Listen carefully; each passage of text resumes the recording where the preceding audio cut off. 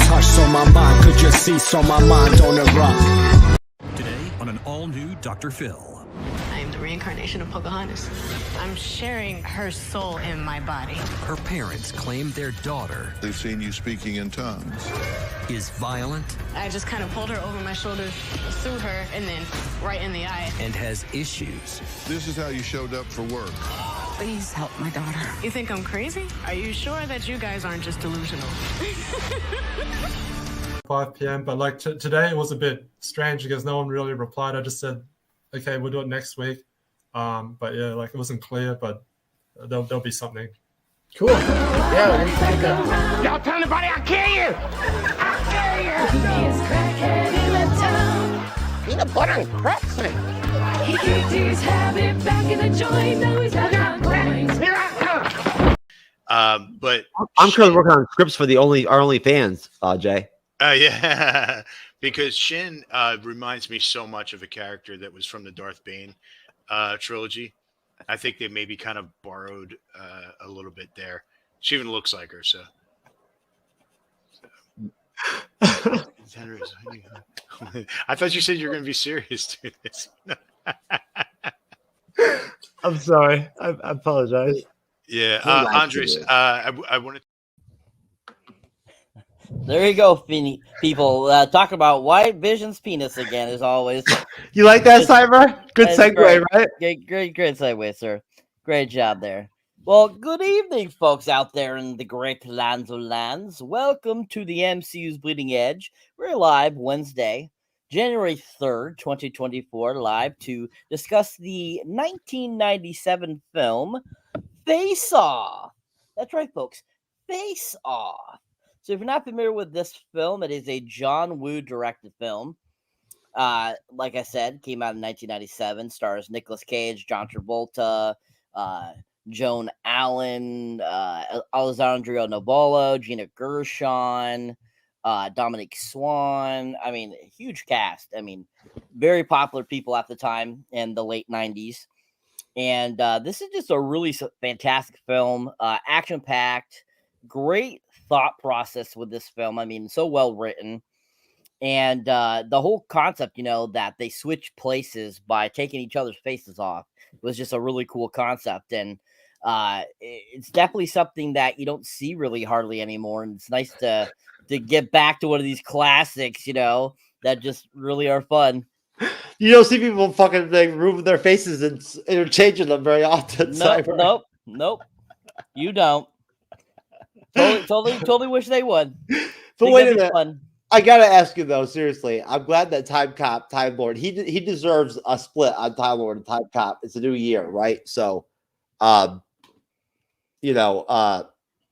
Ronald Reagan has been resurrected and become the president of year 2077, and now oh my God, they've demoted John Claude to vice president. So Angela Bassett is now the secretary of social welfare affairs or something like that, or whatever, whatnot. I thought it was lingerie and thongs. What's up, Time Cop, Time Lord, sir? Pretty good. You look pretty trippy, man. It's too bad I'm not on mushrooms or something and whatnot with your whole trippy green screen heads with your head shit or whatever. Pretty deep. It's good. Exactly, because we're literally facing off. Oh, Cyber, you like that shit? This is his rendition of Face Off, like, yes, as an intro onto the show late. There you go. Everyone, hello everyone. Happy to be back. 2024. Oh my God. Come on, let's do it. Jesus Christ, man. 2024 already. This bullshit. Oh, yeah. It's been already 3 days. You better pay respect to John Travolta and fucking Nick Cage, bitch. What's up? How about this? Fuck you. Cyber's about to lock it down real quick and mod the shit out of the show real quick and whatnot with the team with the squiz on. So anyway, Cyber. Wait. How about this? This is a 10 out of 10. I'm just throwing that out there. It's a 10 out of 10. It was a 10 out of 10. But Cyber. Oh yes. Why did they have to give Nicolas Cage? Why did they have to give John Travolta's face, right, to Castor Troy? Why couldn't they just give Sean Archer his face And why did they have to swap? Why was that necessary? I still don't understand. Are you serious? Why did they have to happen? Why did they have to interchange? Why couldn't wasn't Castor like comatose? Okay, so first off, the reason why he switches faces is to get into the prison. Oh, I know that. I'm saying why did they have to give Castor his face? They didn't have to give it to them. He made them give it to him. Oh, okay. Again, I've been dipping back into my whole, I've been taking some ayahuasca, right? And I'm back on my whole meth, crack, mingling that together and whatnot thing. So I apologize. But no, that now it makes sense because at the end of the movie, I'm like, what the fuck? That's one thing that I was losing a little bit. Okay. Well, thank you for that. Great little tongue twister into this review, sir. Thank you. And yes, welcome, Mr. Pop Culture Guy, Mr. Andres. Welcome to the show, sir. And anyways, so as I was saying, this is from 1997. Came out actually on my birthday in 1997, June 27th, 1997.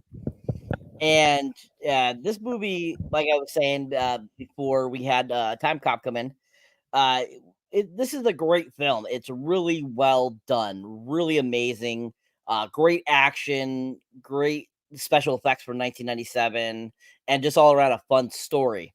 And you didn't see a lot of like sci-fi films that were kind of mixed with cop action films and stuff like that. You kind of got usually a lot of drama with that kind of deal. I mean, like if you think about Blade Runner from 1982, that movie is considered sci-fi, but at the same time, it's more of a drama a little bit too. So it's more of a dramatic sci-fi film, whereas this is more of like a thriller sci-fi. So it was nice to see something a little fresh in 1997 from John Woo. So if you're not familiar with who John Woo has directed a ton of films over the years.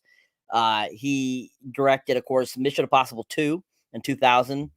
He directed a lot of films over in his native land. But he's directed quite a few great films over here that have been done really well, that it just made so beautifully.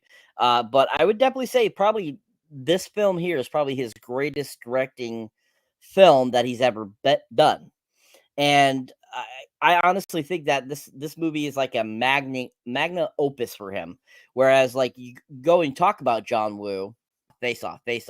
They'll say that's a great film. And what's funny is that just the year prior to this coming out, he had just directed Broken Arrow with John Travolta playing the bad guy. And another great film, which if you haven't seen it, definitely check it out. He really capitalized going from that to this film within a year and really making even a better film, which it just amazes me how both films are really great, but this one just tops that one a little bit more. I think it's because of the story. The story just was a lot better, I thought. All right, so just to kind of give you guys a little kind of like thought process what's about this film. This movie was made for $80 million in 1997. Ended up taking in $245.7 million, which I think is really well done. Yes, Michael Douglas did serve as a producer on the film. But I just wanted to mention John Powell, who did the music for the film. He did a fantastic job with the score on this film. I really enjoyed the music in this film. It was really done well. It was perfect at every single moment. And I think John Powell did a really great job of giving us a really well-rounded soundtrack for this film that did really well. All right. So basically, I mean, the beginning of this film is probably, pretty easy to remember, which, it was funny. Like watching this film, I was like, blah, blah, blah. I was watching it, but before I was even watching it, as I was going along, I was like, okay, this happens, this happens, this happens. And as soon as rewatching it, I was kind of, oh yeah, look, I exactly how I thought it played out. But basically the movie starts off with Sean Archer and his son on a carousel. We see Castor Troy in the background. He's setting up a gun. He basically gets set up. Sean is enjoying the carousel with his son. They're having their moment. They're doing their thing. And then all of a sudden, Castor Troy shoots at them and ends up shooting Sean through the back, and unfortunately, where it exactly hits, unfortunately, the sun was sitting just right, and it hit the sun right in the head and killed him. And so we see basically, Sean on the ground crawling towards the sun and seeing that he's dead, and basically in like this huge turmoil. So basically, then we go 6 years later, and Sean has been trying to, track down Castor all these years, trying to take him down, to basically get redemption for him killing his son. And basically the team has come to realize how he's like basically become kind of a madman trying to get this done. And basically they end up getting a tip that Castor is doing something, and they can find him at a certain spot because they got a tip from Castor's brother Pollock.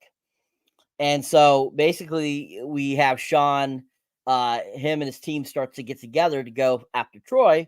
And we end up going to see Castor Troy, and he's getting on a plane with his brother Pollock, who's played by Alessandria Nivola, and with their other couple of companions. And basically they have kind of words for a moment talking about the bomb. They have set a bomb up in a building to go up at a certain time to create havoc. Basically they, Castor kind of mentions, don't go down into downtown. It's gonna be a little stuffy down there at one point. And they get on the plane, and the stewardess is on there, and she walks over, and Castor's like, I could eat peaches for hours.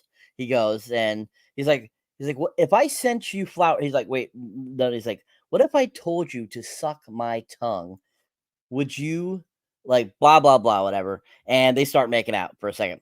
Then all of a sudden they start to try to take off, and then that's when Sean Archer and his people show up at the launch pad, and they go after them, and they basically have this great fight sequence, battling it out. We see them shooting and using machine guns and all kinds of cool stuff in them. And unfortunately, quite a few people on Sean's side is getting shot and killed or injured. And basically, we see at one point, Sean walks up on top of a car and is shooting at Castor and Pollock. And basically, they end up getting into the guts of this warehouse that's there, and they start to kind of battle it out a little bit. They capture Pollock, Sean's men, and then Pollock and Troy and Sean start to kind of battle it out a little bit. They have their little battle, and basically Sean gets the upper hand and is able to stop Castor by throwing it basically into a jet engine. Is kind of what happens. He gets flown back, and basically we're thought he's dead. So basically he goes back home, and basically tells his wife Eve that they caught him finally, and that it's all over, and that he's gonna basically get a desk job, and he's gonna work on everything he needs to work on after these 6 years of all the turmoil of losing their son and all this kind of stuff. And he goes into the office the next day, and basically ends up getting pulled aside by this other FBI person, and basically told that that there could be a bomb. And Sean thinks, well, I know Castor, there probably is a bomb.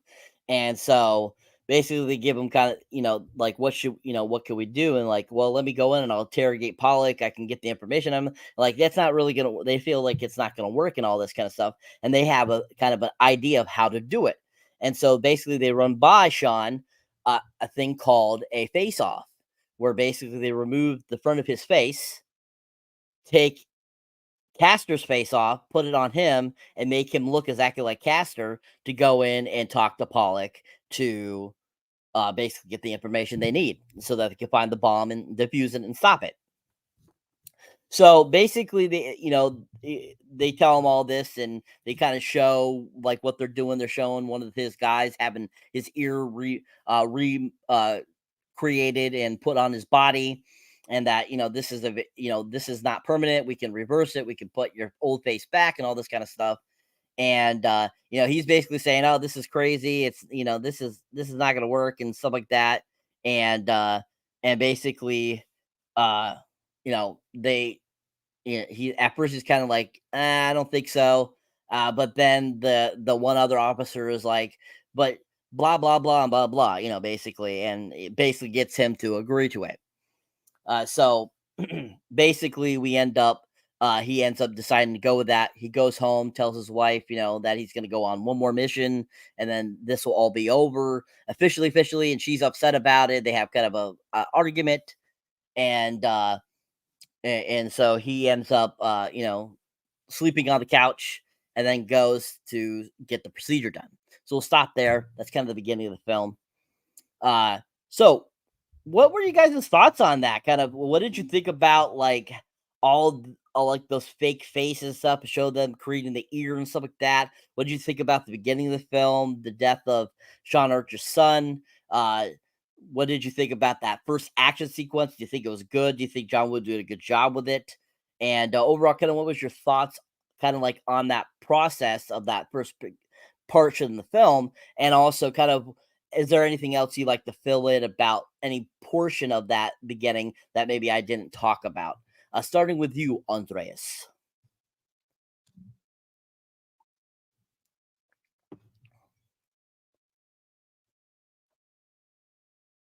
Hello. Can anybody hear me? Andreas, you taking the time out or what? I'm talking to you, Andres. Oh, sorry. I was about to call off the bench for your ass there for a minute. No. I'm trying to finish up the movie. I'm not like towards the end of the movie, so that's why I'm quiet.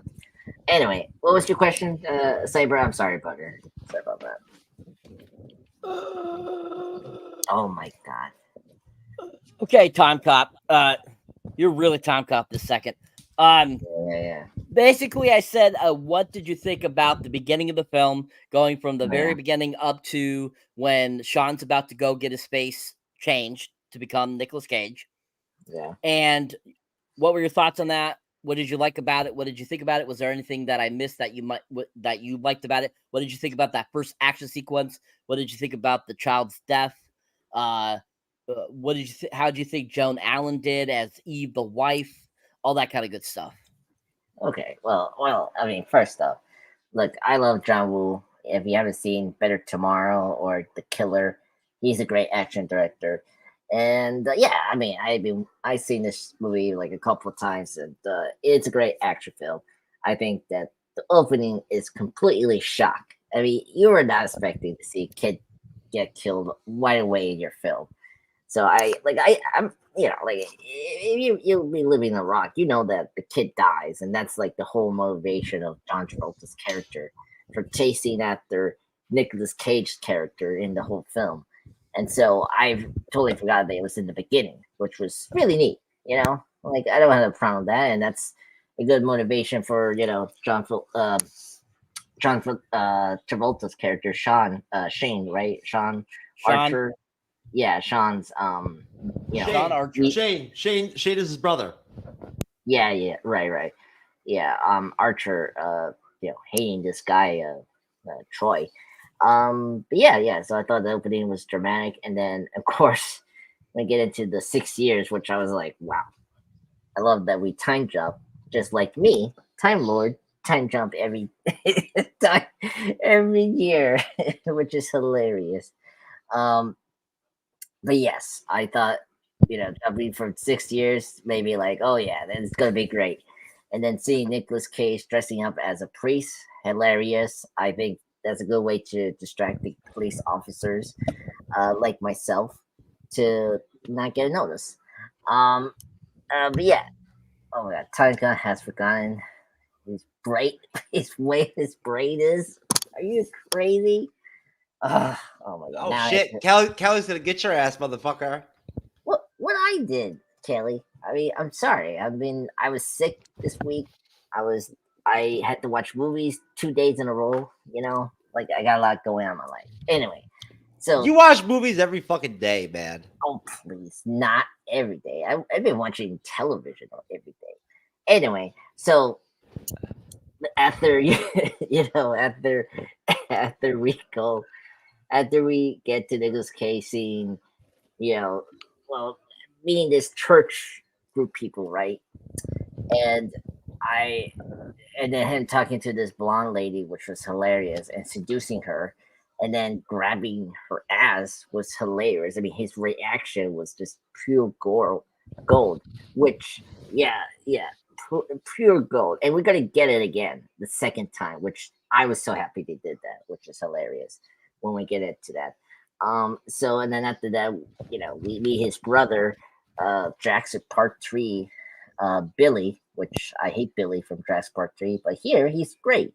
He's this like centric, nerdy brother that Nicolas Cage, Troy likes, like cares for, and and then we get into the exit scene, which is the plane getting into the what do you call it, the engine warehouse, whatever, like pure John Woo classic, like I mean, first off, him killing the was it the FBI undercover lady, like that was brutal, and I was like, whoa, that's crazy.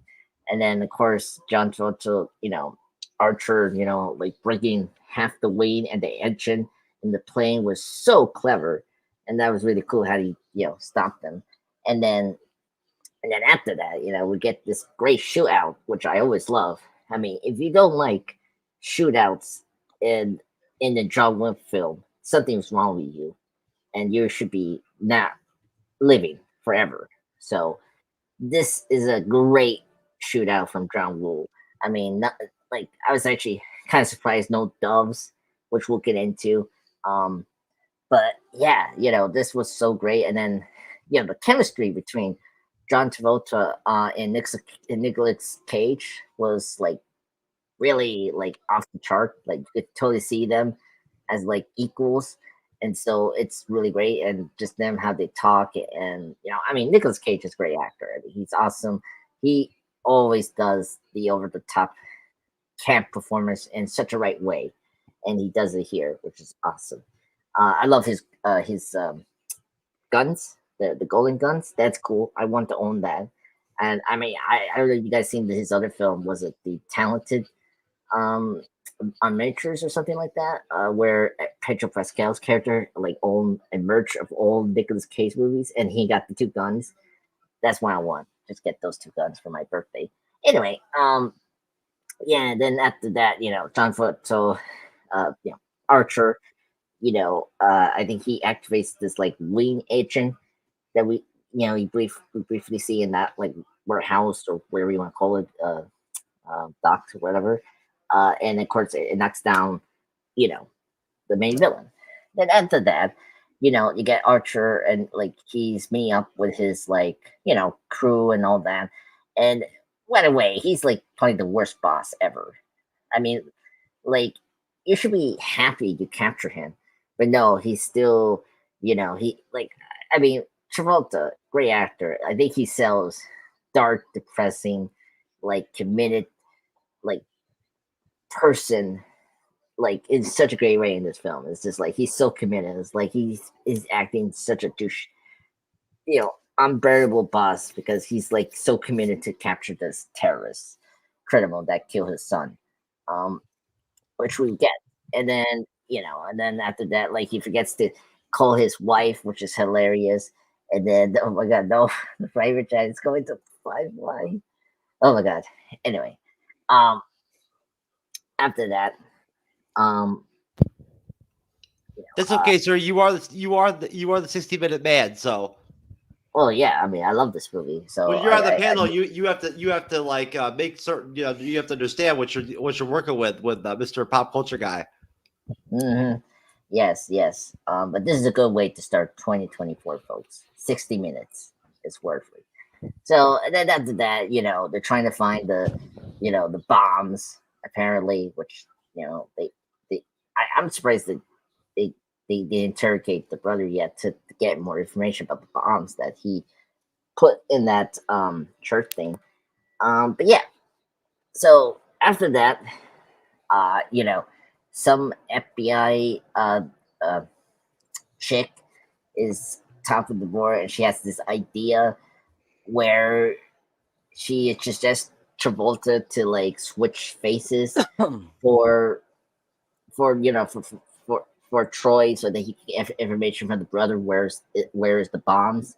And wait, I'm like, what kind of lady asked for this person who has a sick vendetta against this terrorist criminal who killed his son? She knows that. Why do you ask him to volunteer this mission? That's like Mission Impossible meets, James Bond level of spy stuff. So, yes, I definitely want to switch my face with Kia. That's my dream. Anyway, that's my face off. Or no, my face off will be Jim Carrey.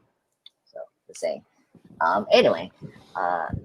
So yeah, and then after that, he kind of overthinks like with his best friend. He was in the movie, and he interrogates some of the characters like Gina Carnascio from Showgirls and Bound. Gina Gershon. Gina Gershon. Thank you. Don't say nothing, Jeff. Ding!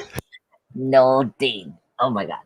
Anyway, so who's supposed to be the girlfriend of Troy, and then we got the brother that's with Gina as well.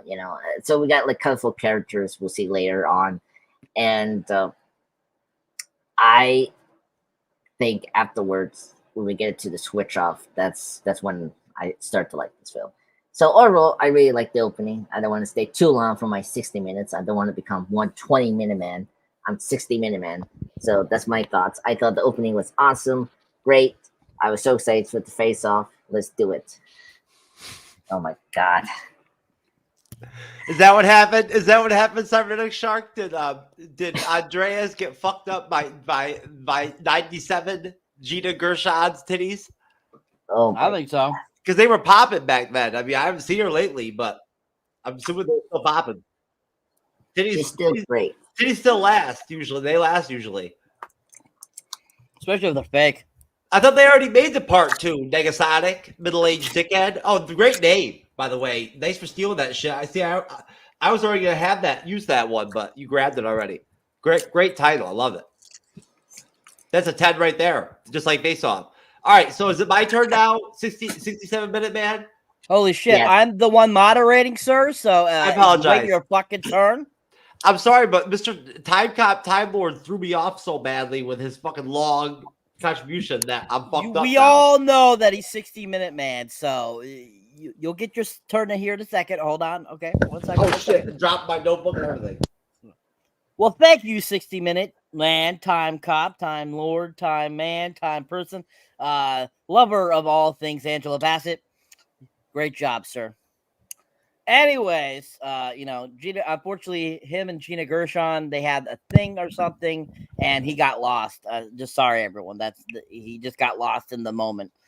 All right, Sir Jeff S. Sir, True Knowledge. It is your turn. Your thoughts on the beginning up to right before Sean decides to get his face off. All right. Well, first off, I would totally bang Joan Allen, like for reals, right? Like, she's a good actress, so her acting ability makes her more attractive to me, right? Like, to me, she's like an Instagram model. But when you add in her, like, what she's working with, like, in tangible reality, like visually and like physically, that you add in her acting, oh my god, she's an Instagram model. So, oh shit, now Andreas now you're really starting to fuck me up, Andreas. You make me wish I was tripping because now you're starting to use your board with the blending faces and shit and whatnot. Can't even read it. Oh, there we go. Oh, thank you. Yeah. Thank you for you guys for joining me for this show. Oh my god, my 3-year-old child writes better than that. Well, hold on, let me write something. Get you on, Jeff. Here you go. I got something for you. Here you go. A New Year's present for you. 2024. For you, Time Cop, Time Lord, sir, for that post on your board, your first post. You deserve it. You deserve recognition, sir. You do. Mm-hmm.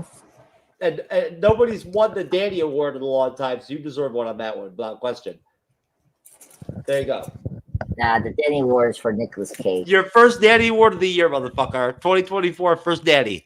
So, anyways, back to the movie and Joan Allen. No, but the action's fucking awesome. Talk about long action scenes,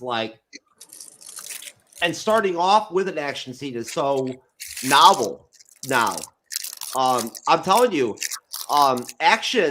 really good action movies that have multiple layers, right? With really good actors and actresses in them, is something that we're lacking now. I think, I feel like, for me, as somebody in the audience, at my age, whatever, my demographic or whatever, whatnot, that's something lacking for me, where I'm not seeing anything where I'm going to the theater to see anything because it's face-off level, right? Legit. Because I'm telling you right now, I would gladly pay to go see Face Off as an anniversary shit at the theater. This is a good ass movie. The intro is great. Having Nick Cage start off with the sniper rifle, whatnot, with the scope, everything and whatnot, right off the bat, is interesting. And the whole premise of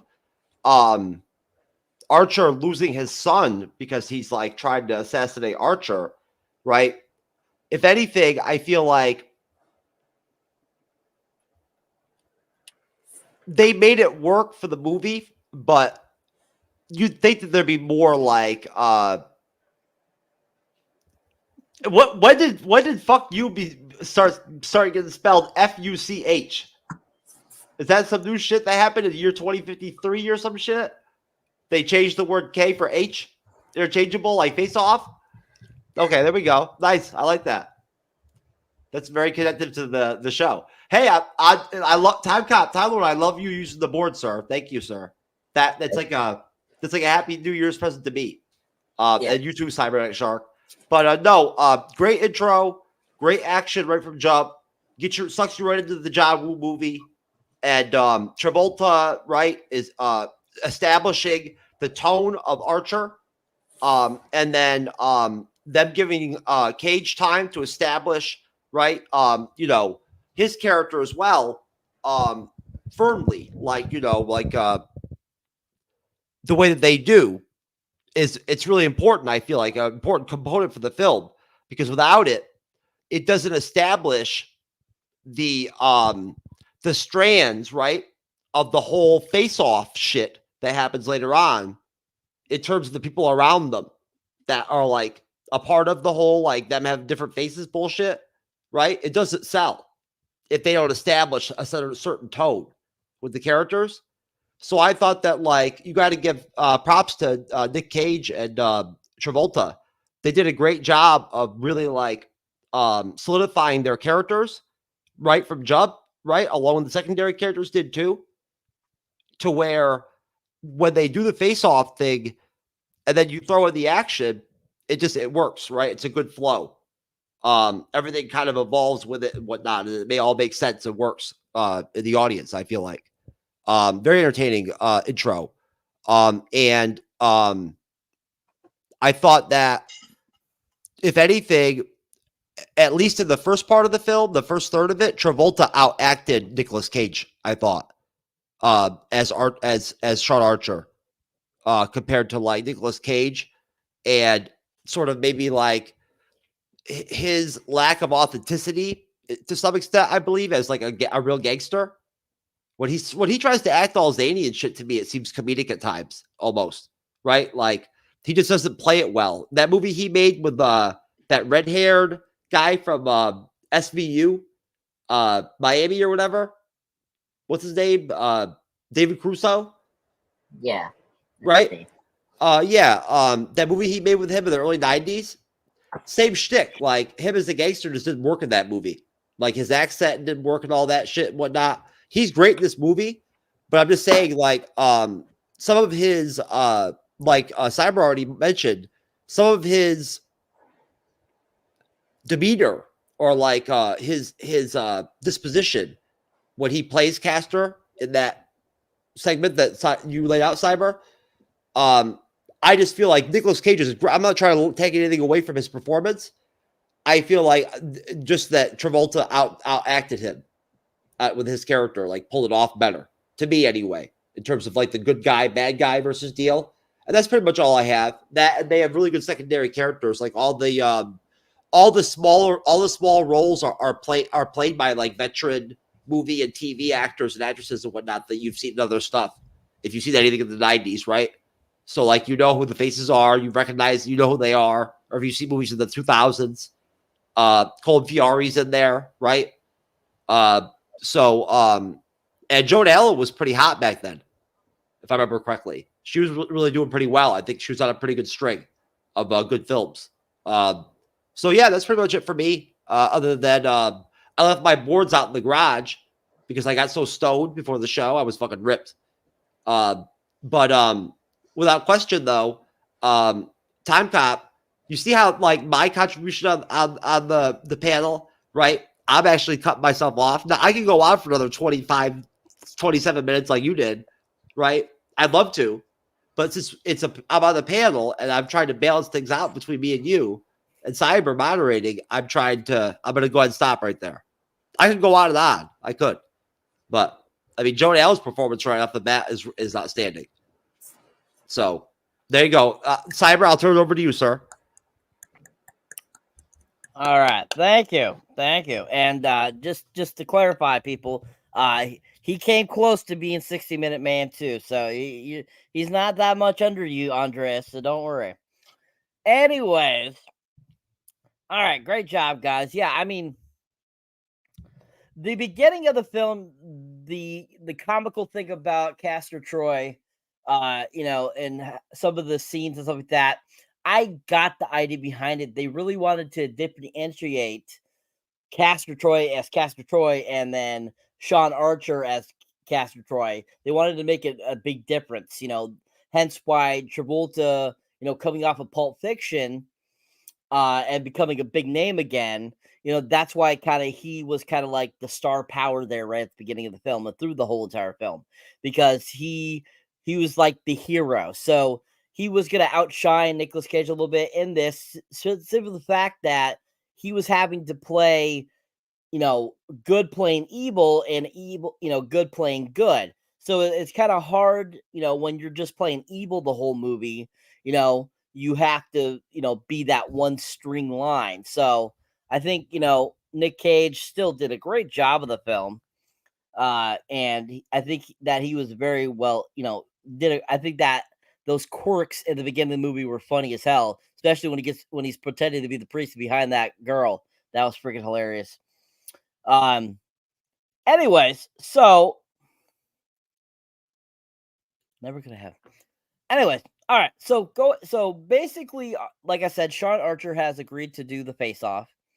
So basically, we see him go and get the procedure done. We get all that great kind of special effects going on there, the fake face and stuff like that being cut off and stuff like that. We see, basically one being taken off and the other one being put on and then reassembling it and stuff like that, and using laser technology that makes it look like nothing has been cut or reapplied and all that kind of good stuff. And we get, I would say probably that's a good, 10 minutes long showing that procedure, which, they put a lot of effort into that, I thought. And all of a sudden, we have Archer wake up, and he is now Nicolas Cage now. And he looks at himself in the mirror and is kind of laughs, and then goes kind of into a little bit of frenzy there for a minute because he's now looking exactly like the man that killed his son. And basically he sits down, they give him a sedative, and basically we see them help him get his voice thing to work so that he can sound like Castor Troy. So then basically we end up going to the prison where Pollock is being held. And, Nick Cage gets put in, Castor Troy gets put into there, or aka Sean Archer gets put in there. And, he's done the whole, he gets the whole 9 yards, the beginning into and stuff like that. And we get to see John Carroll Lynch there as one of the head prison guards, who he has been in a ton of films over the years. He was He was in the Zodiac film as the Zodiac, and he's been in American Horror Story. He's been in a ton of things over the years. He's a great actor. And basically, he gets introduced into the population. We see Thomas Jane has a brief part in this film, which was funny as hell to see because I totally forgot he was in this. And him with that big hairdo, which was hilarious. And we also see, he gets pushed into the population. He's going there in the cafeteria, and he sees his Alexandre Navarro as his brother Pollock, and he tries to make his way over, and he basically gets into a tussle with another inmate who the real caster actually had screwed over by screwing his wife. And so we have a little fight there in the thing, and then they get electrocuted. And they got those interesting boots that they wear there that keep them locked down when they need to be, and stuff like that, which was really interesting. And so basically, after he gets in that tussle, all of a sudden Castor wakes up out of his coma with no face. He pulls off the gauze, realizes he has no face. We have that interesting little scene where he calls somebody to let them know that he's alive and that he's lost his face, and has that kind of like funny sounding moment there, which was interesting, like and stuff like that, which was really funny. And basically says, that he's gonna have to get a new face. Basically, they end up calling the doctor that did the face off for Sean originally, and make them put his face onto him and change him into Sean Archer. And basically, he ends up killing everyone. After he gets his face all done, we go back to the prison, see Sean trying to get Pollock to believe it's really him, and get some information out of him. And as he does that, he gets kind of far. He kind of gets the information out of him about the bomb and stuff like that. He ends up making his way back, and then he's told that he has a special visitor. The special visitor, of course, is his own face, aka Castor Troy, as now Sean Archer. And basically, says, we're seeing double. Exactly what?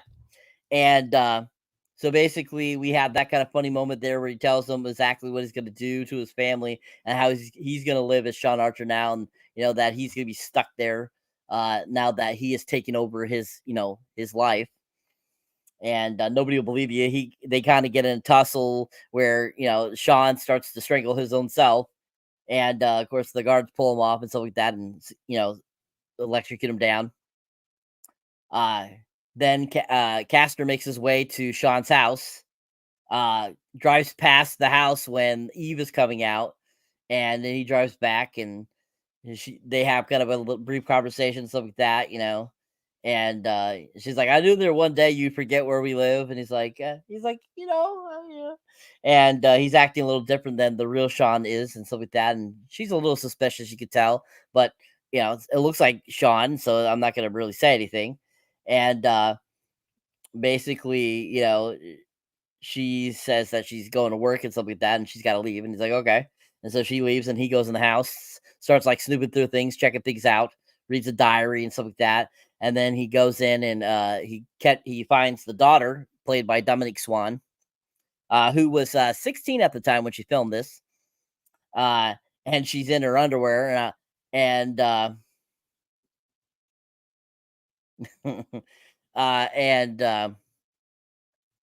basically is like checking out his own. He's supposed to be Sean Archer. He's like checking out his own daughter and stuff like that, which is just weird. Everyone's like, huh? And he's like watching and stuff like that, and she's walking around talking to somebody on the phone and stuff like that, smoking and stuff like that. And he ends up taking a cigarette from her, and he's like, oh, this will be our little secret, and then walks away basically. So then it goes back to the prison, and basically, Sean's down there in that thing, and he's kind of like alone and stuff, and he's like trying to tell the guards, I'm Sean Archer. I'm not. That's Castor Troy out there with my face. And John Carroll Lynch just kind of like says, doesn't believe him or anything, and like walks away. And so that's when he has to basically Sean has to come out with a way to escape from the prison.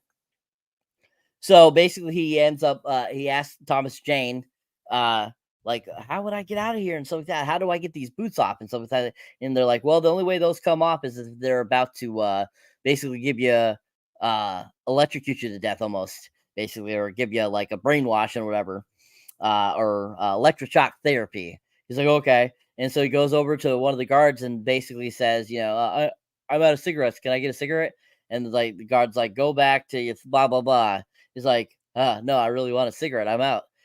It's like, okay. And he basically starts kind of a little bit of a mini riot and is like, starts beating up guards and stuff like that. And they're fighting and stuff like that until finally they grab him. And he grabs the cigarette. It's like, I got the cigarette. And basically they take him to this room where they have like these machines where they do like electroshock therapy. They put him in the seat. They end up taking off the boots. That one guy that he fought with earlier in the film, when he first got to the prison, is lying on the floor, like pretty much like brain dead from all the electroshock they keep giving him. And it happens to be that same guy. And he basically says, I never slept with your wife and blah, blah, blah. She really loves you, all this kind of stuff. And he ends up helping him to, get loose. And so they start knocking out the guards and stuff like that. And he gets out of the machine and stuff like that. And he basically starts making his way through the prison. And they're battling it through there and stuff like that, eventually to where they get to the point that guy, unfortunately, he falls. As he falls over the edge, Sean tries to pull him up, but unfortunately loses grip, and he falls to his death. And he basically ends up getting outside of the prison, notices it's in the middle of the ocean and not near land. And it basically, he's being attacked by a helicopter, and he basically makes his way around and is like jumping and dodging bullets from a giant machine gun on a helicopter. And basically they battle out a little bit, and then he eventually jumps into the water and is presumed dead. So before we go past that, what are you guys' thoughts on that section of the film? What do you think about the transition of Nicolas Cage going from Castor Troy to Sean Archer? What were your thoughts on, Sean Archer going to Castor Troy?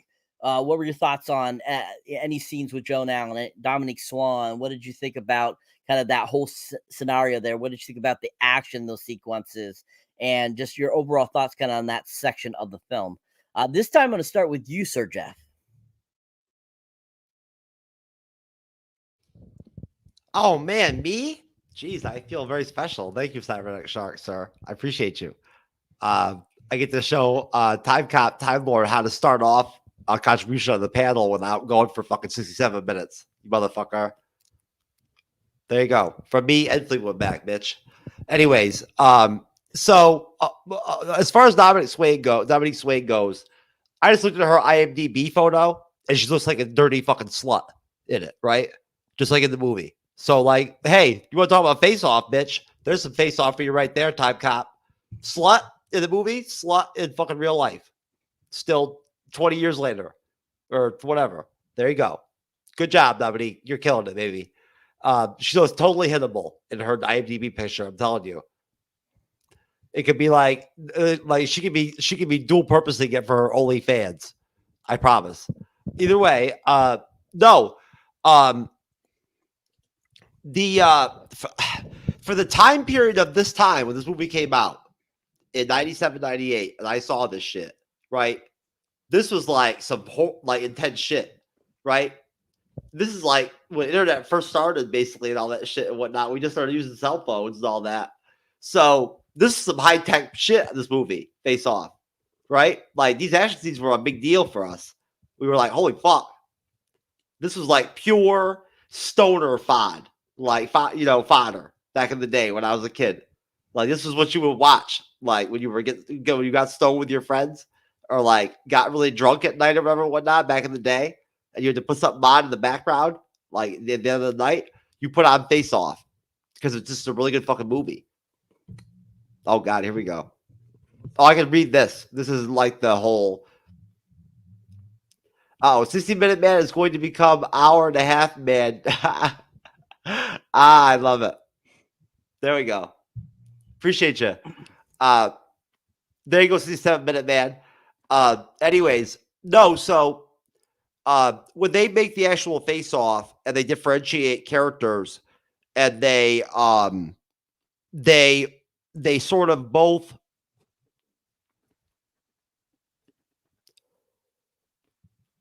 grasp that they have to change their nature to be the other person, which is obviously a main core concept of the structure of the film. And they do a really good job in this section developing that buildup, right? That adds to the tension of the final segment of the film, where the action scenes become more critical and like people have died already and whatnot and everything, right? They add to that tension, right? The secondary characters have been affected and whatnot by the whole face-off deal. So they did a great job. Like again, Cage and the Travolta did a great job of delivering with their characters. I felt like it was sort of different how when Castor Troy became Archer, he thought he knew, like his bravado, his ego. He walked in there and like thought he knew he would know how to pull it off, and he found out he was wrong, and it humanized him. Right? You watch him become humanized by it, and then at the same time, when Archer becomes Castor, he becomes I'm not sure what the effect they were looking for from the audience really from it, but he also experiences something from, I guess he sort of understands that Castor actually did have some parts of his life that were like real, like we're not like illicit. True sex man, that's right. I am pro sex, Andreas. So anyways, sex man. Why is Andreas calling you sex man? That's a little weird there. Who knows? Anyways, so yeah, I thought that I love the duality of them, the repercussions of the face-off, interchange, and how that plays out. The action scene at Castor's. Did we go as far as the scene at the apartment? Nope. Okay, we haven't gone that far. No, all right. We're just at the end of the prison. I'll stop there then, sir. Other than, again, great job with all the secondary characters. They really hold up their end. And Gina Gershon was really good in this film. I love Gina Gershon. She's always great and everything. She is good. She is fun. She always plays really fun characters. A lot of people always refer to her from the film Bound. Is like one of her best films, they always say. I've never actually seen that film, but I know what it's about and stuff like that. So I never have either. But I've seen her in a lot. I've seen her in a lot of stuff. She was in a lot of 90s films. Oh yeah, lots. Yeah. All right, so Andreas, Sir Time Cop, Sir Time Lord, Sir Time of Dimension Man. Your thoughts on that section of the film, sir? Okay, 10 out of 10. This is the greatest sequence ever. I mean, seeing, Archer becoming Troy and then Troy becoming Archer. This is what we were here for. And each actor just, bounce each other so great.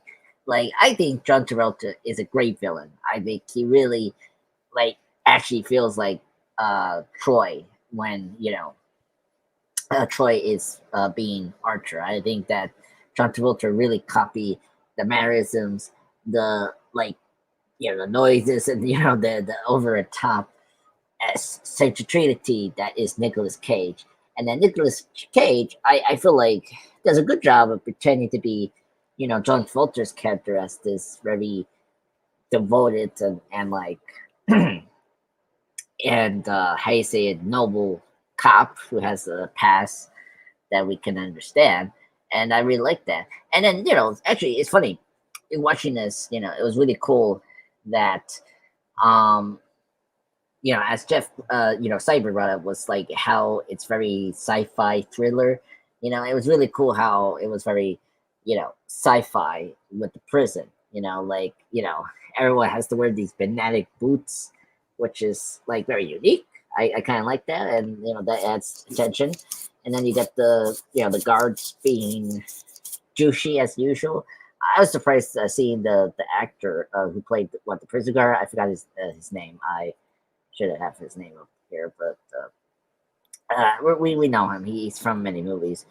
From the Zodiac. He was great here. He was hilarious, and I like how natural he was. And Andreas, was he also the head of security at Prison Break? At the Prison Break show, on the Prison Break show? That same guy? I don't know. I haven't seen Prison Break. I think so, maybe. But yeah. But he's been in a lot of movies. Like he was in the Bruce Willis film. I don't know if you guys don't remember this. Was it Desperate Measures or something like that? Where like it starts Alec Baldwin as the main villain, and this kid is like Nope. No. Okay. Yeah. It's okay movie. It's okay. Desperate Measures, which we reviewed. Oh yeah, that's is Michael Keaton. Yeah. And there was another one in the late 90s called Extreme Measures with Hugh Grant. I was about to say we reviewed Desperate Measures. That doesn't sound like the same movie I reviewed. Yeah, my bad. It should be Extreme Measures, I think. I don't know. It's starting a Bruce movie, Alec Baldwin movie. So it's one of the covers will bring up the name. I'm blanking the name of the movie with Bruce Willis. But anyway, the prison fight is really good. I mean, it's typical prison, fodder, but it's science fiction, so that's pretty cool. I really like the interaction of how you say it. Troy disguising as Archer to some of his co-workers, and then I just like the fun fact that he wanted to now pretend that he to be a hero, and I just like the part where he asks his brother where's the location of the bombs, and like then we get that like really cool like news segment where he like just shows off and tells Archer in the prison that he saved this many people. So it's so hilarious. Like this whole part is really good. I really like it. I'm excited when Archer disguised as Troy escapes from the prison, because that's when the action really kicks in. That's the part we stopped at, Saber. We're good. When he escapes the prison. Okay. Well, then I really like the action. I mean, first off, I don't know how he convinced the man that apparently Archer had sex with his wife to like join him. Like that was funny. Like why this man wanted to work with this guy who like backstabbed him? It's just very funny. I know that he got lectured multiple times, so that was kind of like, oh, okay, you join voices, okay. But the action here is really great. I mean, John Woo is fantastic. I mean, I love always the gunshots. They're always bloody, and I'm so happy that he hasn't toned down that all the sparks. Every time the gun hits these machines, it's it's like slow glory action, which I love. And when Saber, you brought up Thomas Jane, I was like, oh my god, Thomas Jane is in this movie, and like he's just there. You think that he could have been more like a important character to help, Archer, to get out or something like that in the prison. I was trying to remember if like he was a important character. No, he's just there as another prisoner that Troy knows, or like Archer knows, because he's like associate with Troy's past or whatnot.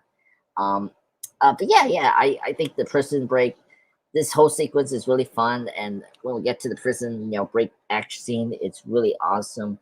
It's top notch. And one of the things I liked about this movie, particularly compared to some of John Woo's action movies of the Americans, like I heard that this movie he was like given full creative control, because like at this point, he made good movies, Hard Target and Broken Arrow, as Cyber say, but he wasn't yet full control of these American movies. And this one was like his first time controlling an American movie.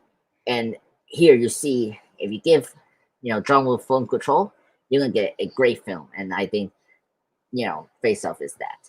So I'm very excited to talk about more about this film and see the glory that is John Woo as the director. But overall, great sequence. Excellent. Thank you, sir. All right, guys. So just to kind of give us a little break, we're going to show the trailer for this. And then after the trailer, we want to show you a funny scene from another film that talks about Face Off Machine, starring Jason Statham. So be on the lookout for that afterwards, too. Once you got that trailer wrapped up there, Jeff, go ahead.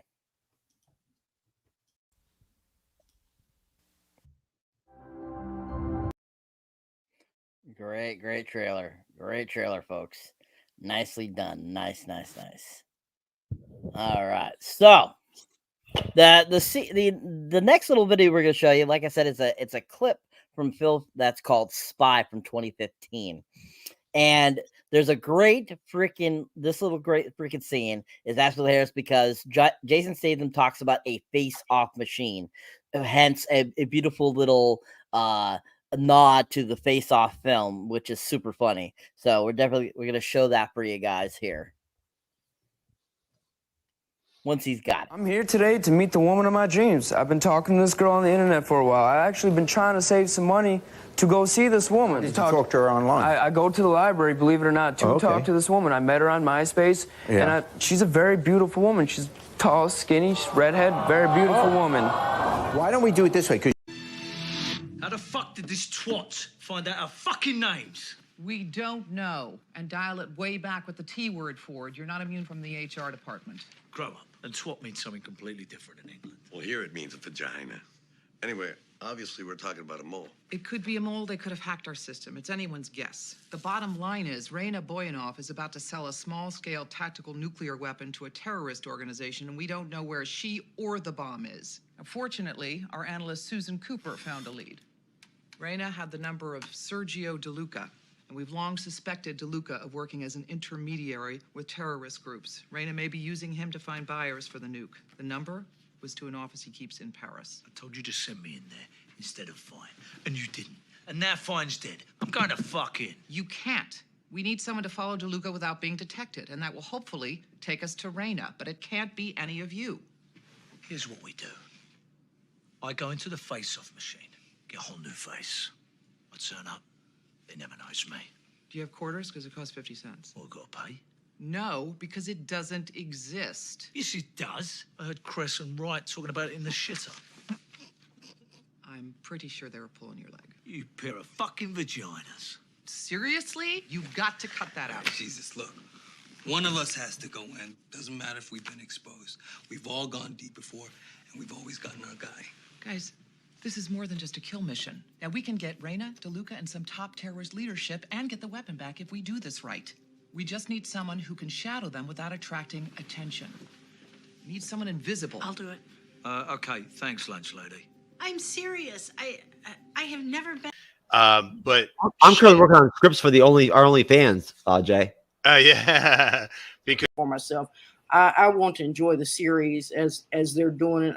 I like watching how, like what you do, Jeff, is bring out a lot of the stuff with Feige and all that, and you sort of stay on that and keep up with him. So, and he's really got control over this. This is his baby. Well, Renee, I'm very interested. I'm very interested in what he's doing and what Renee, once I set up the Bleeding Edge OnlyFans channel and everything, I think Feige's going to be done with me. You know, I don't think he's going to take my phone calls anymore at that point. He doesn't now, Jeff. Does he? Exactly. No. I'm not. I'm a pretty chill dude. I'm pretty talented, but I'm not. I'm not. There we go, folks. Time Cop is on the panel. Is that what that means? KO on the panel? You're muted. 9.0. Oh, 9.0. 9.0 on the panel. So there you go. Right. Andreas. Awesome. I love that. Makes me happy today. Well, 9's your favorite fucking number, apparently. or whatever. I guess because Angela Bassett probably picked it for you or whatever. I don't know. So you rate a lot. I mean, I called that shit on that. What was it? Was that or what if Cyber when I called that fucking rating? Yeah, it was last thing we did. Last That fucked episode. him up. Time Cop, we hadn't even talked about that. That fucked you up, man. Well, when I called that out, when I called that rating out, folks, I called Time Cop Time Lord's rating out of What If episode before he did it. Like a split second before he dropped it, I called it.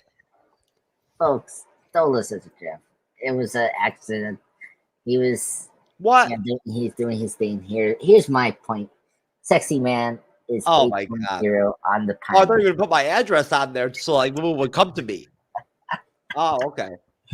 You're insane. Why you do that in the live stream? Send me the dirtiest, fucking straight, freakiest motherfuckers. Send them over here. Well, just give him his number 1-800-GIGOLO. Okay. Yeah, there you go. I'll do that. All right, folks. Oh yeah, if you'll pay me for it too and let me hit it. Oh shit, that's definite bonus. Hold on. I'm not done here. Hold on, Cyber, you are. What? Hold on. Shut up, What? Jeff. Hold on, Cyber. Cyber is a 10 on the panel. Oh, look at that. A 10. Yes. 10. Holy shit. Fuck you, Steve from Bumble. Fuck you. Yep. Fuck you, Steve from Bumble. Yep. Yeah, Jeff is jealous. He got 8 and you got a 10. So. Woohoo! I feel special. No. Don't worry, Jeff. You're 10. You're a 10 out of 10 for me, Jeff. Okay? I've been in the shower with other men that have 8+ inch long penises, like bigger than White Visions and shit and whatnot, bigger than mine and shit. And I wasn't intimidated. Oh no! Please don't bring the White Vision stuff, please. White Vision's penis. Yep. Anyways, folks, great little clip there for you guys. Great trailer. Excellent. All right, so before we get to the apartment sequence, I just want to reiterate before Sean Archer escapes the jail, one of the catalysts for him escaping officially finally is basically Castor Troy as Sean Archer has gotten his brother out of jail, and they're basically kind of cooking up things on the outside. Basically he ends up sleeping with Sean Archer's wife. He ends up doing all this kind of stuff that is making him look bad. Or making him look good, but in the wrong way. And basically he ends up ending up defusing the bomb and becoming super popular, even more popular. Like he's the man and stuff like that, getting all this kind of recognition by pretending to defuse this bomb when he was the one that put off the bomb to begin with. So basically all those things is really what catapulted Sean to finally escape the prison officially. So after, he escapes the prison, he ends up looking for associates of Castor Troy to be able to kind of get in and like figure out and get help to help him take down Castor Troy as himself. And that's when we get introduced to Gina Gershon's character, who is a lover of Castor Troy's, kind of almost like, kind of like a follower, etc., like that kind of deal. And she has a little son who is like 6 or 7, and basically Sean as Troy, he sees this boy, he makes him think of his son and all this kind of stuff, and he's very sentimental about it and stuff like that. Basically he gets there and basically ends up like getting reacquainted with these people that are there at the hideout. They do drugs and are tripping out and stuff like that. And basically he tells them that he wants to take off Archer's face, like cut it off. He goes and stuff like that. And the one guy's like literally like cut his face, like, yeah, cut his face. I just want to take it off. And he's like, face off. We get that kind of funny kind of little line there. And as basically they're kind of getting to know each other and stuff and having kind of like doing the drugs and stuff like that. Sean as Troy is getting closer to Gina Gershon's character. They're kind of, he's acting very different than Castor really, acts like that. And they're kind of getting acquainted. Back at the FBI, Troy as Sean is basically like trying to figure things out. Pollock is spying and sees where Sean has gone and all that kind of good stuff. And basically, why am I hearing myself? What are you doing over there, Jeffrey? That was me flipping my mic on and off. I'm sorry. I'll use the mute button. Okay. Anyways, so basically they're like basically come up with an idea to get Sean and to kill him and get rid of him so they can keep going on with their evil deeds and stuff like that and becoming more popular as Sean Archer and living his life. And basically they end up pulling a SWAT team together and going after Sean as Troy at his hideout. And they basically have this big giant shootout. They're like blowing things up and stuff like that. People getting shot and stuff like that. And, they're fighting and all this kind of stuff. And we're having this great action going on. At one point, they're going after each other and stuff like that. And at one point, Troy as Sean ends up shooting Gina Gershon's brother and ends up killing him. And that guy, I really liked that guy. I thought he was a good character. I enjoyed him, so I was a little pissed when they killed him off. And he ends up helping them get away and stuff like that before he expires from his gunshot wound to the neck. Basically, Archer and Troy pop up together again, and basically, are kind of like at ends. They kind of are talking, kind of battling a little bit, basically, and they start to go different ways after they're kind of battling and stuff like that. That's when Sean tries to get away. Then Pollock goes after him, and they battle a little bit, and then he ends up pushing Pollock through the top of the glass window, and ends up killing him. And Pollock sees this and gets angered. He ties his shoes after he's dead and stuff like that, showing how much he really did care about his own brother and stuff like that. And he's like goes after Sean some more, and Sean's able to get away. He is definitely injured though. So basically, from there, after Sean gets away, he ends up going to try to to get word to Eve that the man that's been with her is not really him. And he tries calling her at the hospital, stuff like that, and she ends up hanging up on him, not listening to him. We go back and forth between them two. Troy as Sean, he's like cooking things up with the FBI and stuff some more. We see him kind of like trying to figure things out, how to stop Troy, aka Sean, and stuff like that. Eventually, Sean shows up to basically talk to Eve in person, and tell her that I'm really your husband. I'm really Sean. And that we switched faces. I couldn't tell you about the thing because there's a secret co-op and stuff like that. And basically, she doesn't believe him, and she's like scared and frightened because he looks like Troy. And basically, he ends up breaking the photo of his son and takes his son's photo. And basically then tells her before he's leaving, like, my blood is blah blah, and Troy's is blah blah blah. That will show you that I really am, Sean. And so he ends up leaving. So we'll stop there before we get to the kind of the conclusion of the film. So what are you guys' thoughts on that section of the film? What did you enjoy about that? What did you think about Pollock's death? What did you think about that whole sequence where Nick Cage is at that hiding ground that he's at, and Gina Gershon and all that kind of stuff, and those guys there, and that shootout and everything in that battle. What were you guys' thoughts on that?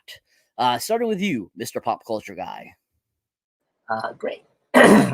So overall, I think that this is a great sequence. Again, John Woo is tough in his form in this film. Speaking of the brother, I thought his death was laughable and stupid. Why? What he was doing? Like, he was going to kill, Archer in that moment. Like he was so stupid. Like, I didn't see him. He have a gun, so I thought that was so stupid of him. And good on, that he was trying to stop this man, but he was out of his league. So, but yeah, his death was tragically, and I did like that little touch of him tying his shoe again, like from the beginning. So I thought that was pretty neat. And then of course, and the guy that got shot by Troy, he's the guy from American Psycho. He's that like homosexual guy that was hitting on Christian Bale in American Psycho. That was funny. I didn't recognize him, so that was really funny that he spoke out. Yeah, the Notebook. White Jeff. Notebook. That's really bizarre. Anyway, no way. I'm not gonna watch Notebook. I saw it in school. I'm not gonna watch it again. That movie traumatized me. That and Twilight. Oh my god. Yeah, I was forced to watch these rom-coms for no reason. Like, I had to watch Life in a Memory. Nothing wrong with rom-coms. I mean, I'll take The Wedding Singer any day over Notebook. So anyway, hell no.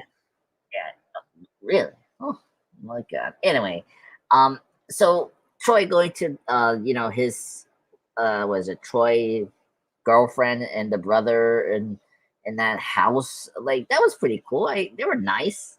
They weren't that bad. Like, and oh my god, the face off. When Nicolas Cage say, "I want to take his face off," is so iconic from this movie. Like, I still remember it. It's just hilarious. You were actually talking like you were him. Yes, I was trying to be him because I just how he did it was just hilarious and funny and just iconic at the same time. That was actually pretty good, Andreas. Yeah. Oh, thank you. Oh God. Yeah. I want to honor. Excuse me, I missed this. Do it again, please. And that's Sasha. That's who Gina plays, and that's Sasha. Right, and then the other guy is Dietrich. Yeah, Dietrich. Right, that's the brother. That's Nick Cassavetes. Yeah.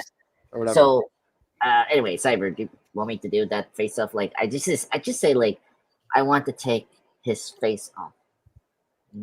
He was more feminine when you said it for me. I think that's what turned me on. You know what I'm saying? I'm like, oh my god, please no.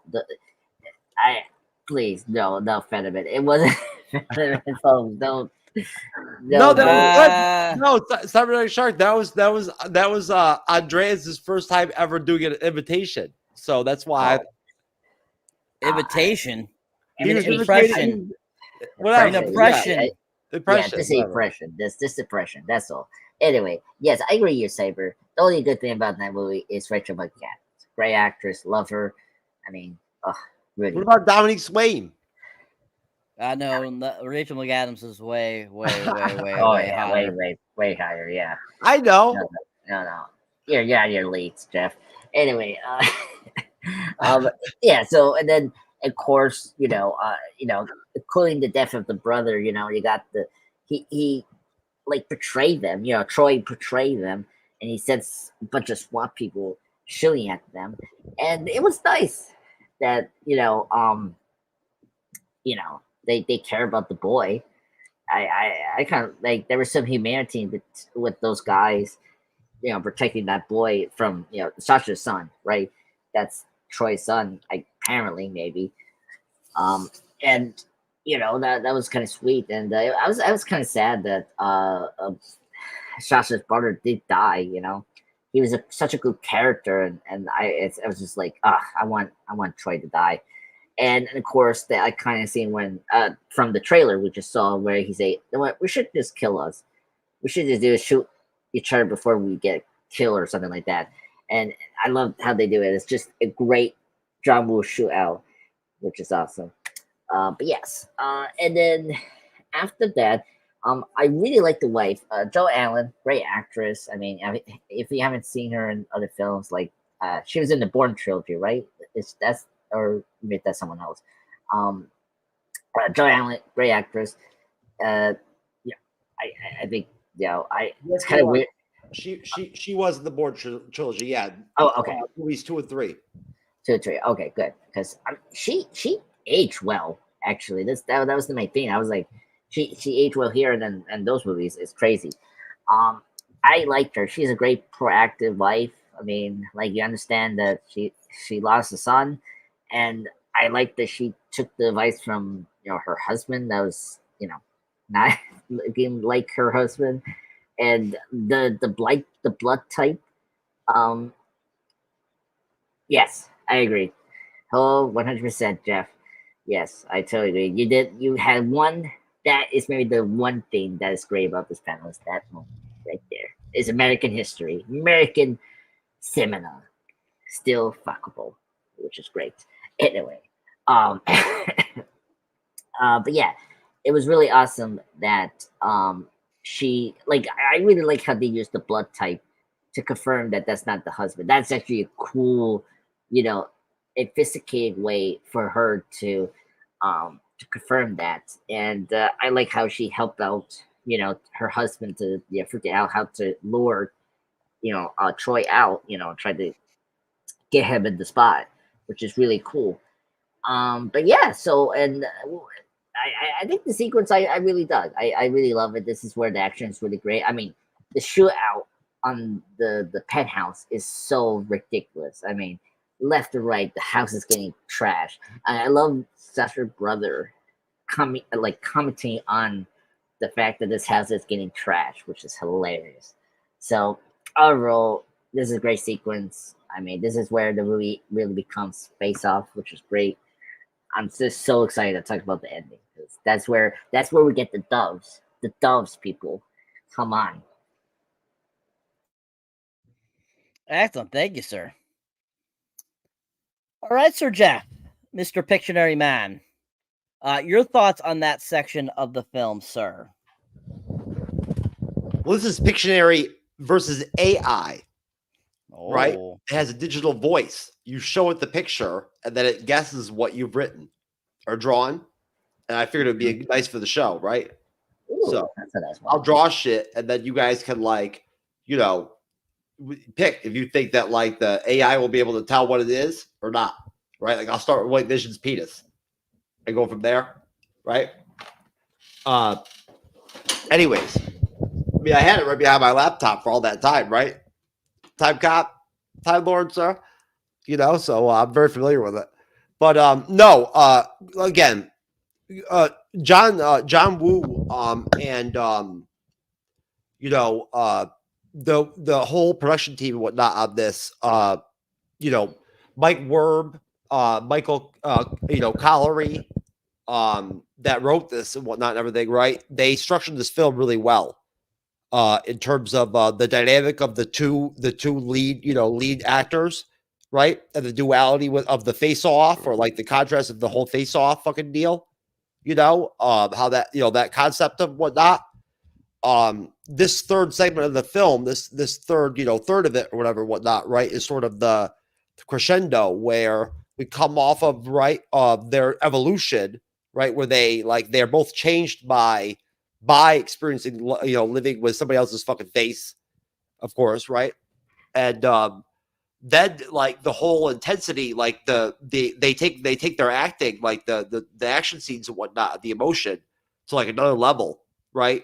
In the action scenes and whatnot, and then the final part of the film, to where you really get a good payoff off of it. You could see the difference, right? The passion in it and whatnot, and the way that they're playing, right? Their characters, right? Even though they have a different face, and they're not the same person they started the movie off with visually, right? So from that standpoint, the whole concept of it, for it to end that way, right? For them to fight final battle like that, that's dope. That's really dope, right? I never grasped that back in the day when I was like 14 years old, 15 years old. I didn't get that concept of that, like structurally, that the film is really well put together. For 2 hours plus, there's never any boring moments. Even the scenes where the secondary characters are short, right, to the point. There, like that. There's an effect to them. And the only extended secondary characters that really get any screen time and whatnot, where there is parts of the film that are extended, are the ones with Joan Allen's character, right? And she does a really great job as like an emotionally, charged wife or woman or whatever, whatnot. She does it well with that character, right? It works well for her. I believe as an actress. It lends well for her as far as like what's in her wheelhouse, I think.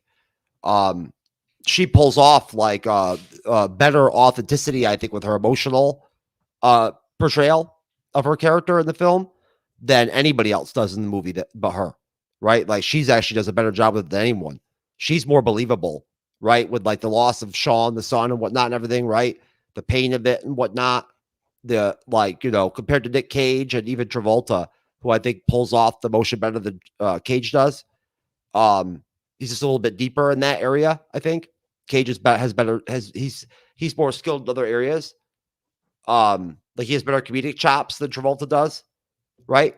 No, I mean, great contrast of actors to bring in and play these characters, right? That Travolta at that, like Cyber mentioned, where I think it's important to bring up where this is at chronologically from a standpoint of from a timeline standpoint, a 5-year period. Like this was coming off of Travolta's relaunch, right? It really was. So this is when he was like, Travolta was really hot back then. Like, you know what I'm saying? Like, even as a kid, I knew that like Travolta was having a comeback, right? Like I grasped that, and that it had been a long time since he'd been in the picture. And so, for me, I didn't experience that same any kind of like sort of feeling from that really. Nostalgic. I saw Grease after I saw the Tarantino film that he did, right? With Samuel L. and shit and whatnot, and all Bruce Willis and everybody else. Pulp Fiction. Pulp Fiction. Yes, I saw Grease after that. After I saw Pulp Fiction, I saw Pulp Fiction with my dad and my mom when it came out. That was like our movie of the week or whatever. Whatnot was Pulp Fiction. On like a Sunday movie. I told you that's how it was at my house. Like we watched everything. I was involved. I watched whatever we watched. That was our household. If it was Braveheart, it was Braveheart. If it was, what I'm saying, like Snatch, it was Snatch. It was whatever. Gladiator, whatever. But either way, no, I love I have more appreciation now for them as actors. I do. And Travolta was really on fire at that point. Like he really was like killing it and everything. Like he was really getting after it. And I really have a lot of respect for both of them as actors. Great film in general. Definitely a 10 out of 10. Like I'll give my rating right now. And John Woo fucking killed it too. He gets a 10 too. I mean, this movie cost a lot of money for this time period. It did, right? Compared to the box office. The box office numbers are big for then, but their budget was huge. What was the Cyber 80 million? Yeah, the production, it cost 80 million to make and made 247. That's a lot of fucking money in 1997, 1996. Holy shit. That's comparable to like Endgame level budget type shit now for back then. They put a lot of money into this fucking movie. So good for them. Right? Like it don't get me wrong. Those are solid box office numbers for back then. They are. It makes you wonder how would this movie fare now? Like the guy in the private section or comment section earlier said that somebody wanted to do a Face Off 2. Yeah, they've been talking about that for the last few years. Yeah. I thought about that concept earlier when I saw stuff for Face Off 2 for the thumbnail. And I thought about it like as a remake or a series or something like that or whatever, whatnot. It would probably work, I guess, if you did it the right way, right? If you cast it well or whatnot, like the movie, right? Cyber? Yeah. Andreas, right? If you cast it well, right? Keep it tight. I could see it working. It's a really great concept. or whatever for the film. It really is. Whoever created it and whatnot and everything, good hats off to them. Final word, Cyber. What? Final word, sir. Final words? What do you mean final words? Passing the baton. That's my you're contribution. saying that those are your final words. Yes, sir. I'm out. Okay. All right. Thank you, sir. Great job, sir. Yeah, I mean, the last few sections of this film, they're all very well done. Like I said, I think that John Woo has a really great eye for action, and the action and everything in these scenes are so well done and well conceived. And he just kicks butt really well with what he does. And I mean, a lot of these scenes where there's a lot of dialogue are really well written, really well done too. And you really feel throughout the whole entire film, you feel the emotion of Sean Archer. You feel the emotion of, Pollock and Eve and everyone. You really feel it. And that shows really good acting ability. And everyone did a great job acting this. So most definitely great job by all. All right. So we left off at where did I leave off? Let's see here. So the FBI's they did a bloodbath there. Pollock dies. Yep. And Archer gets away. And the wife discover. Yep. Yep. That's where we left off. Okay. Yeah. So basically we have after Pollock's death and after basically Sean tries to get a hold of his wife. We go back to Troy as Archer, and he ends up killing Lazaro, the supervisor there, and makes it look like he had a heart attack. Then he is promoted to acting director, and basically Archer ends up helping Sasha and Adam find safety while this is all going on. And basically after Eve tests the blood, she sees that it's her husband's identity and that he really is Sean Archer.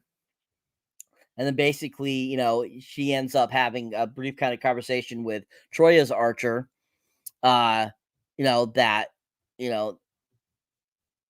Archer as Troy will be vulnerable at Lazaro's funeral, and that's where he should take his aim at, Troy, and he agrees with that.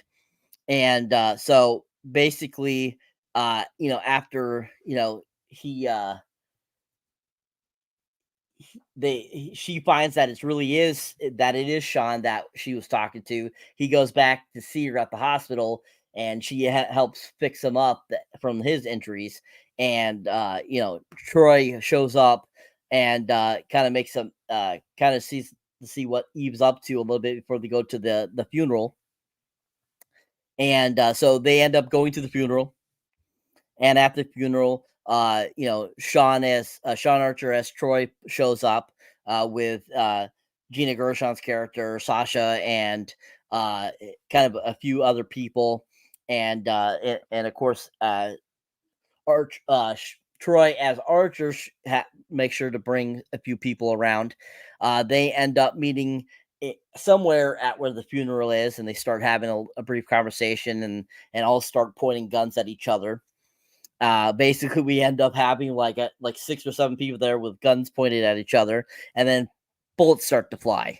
And as bullets are flying, so like that, people are like shooting at each other. Eventually, Sasha unfortunately gets shot, and to save, manages to save Eve after taking a bullet. Basically, she ends up dying in Troy's arms, and before she dies, she asked, Archer to take care of Adam for her, and so that he raises him good and he doesn't have a criminal life. Then the fight basically goes on and goes outside. Jamie ends up shooting her father as Troy, because she doesn't realize that that's her real father as Troy, because he looks like Troy instead of looking like Sean. And basically him, Sean and Troy are basically fighting it out.